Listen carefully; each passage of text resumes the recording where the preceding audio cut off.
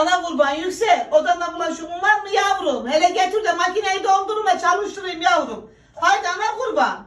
Geliyorum anne. Oy seni veren Allah'a kurban oğlum. Yavrum, temiz oğlum, titiz oğlum. İyi ki varsan oğlum.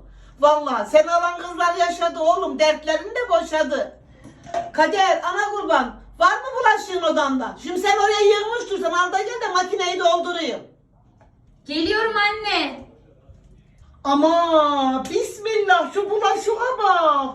Kız bu ne? Ahura mı döndürdün sen odan? Anne niye bağırıyorsun ya? Ne var sanki 2 tane bulaşık?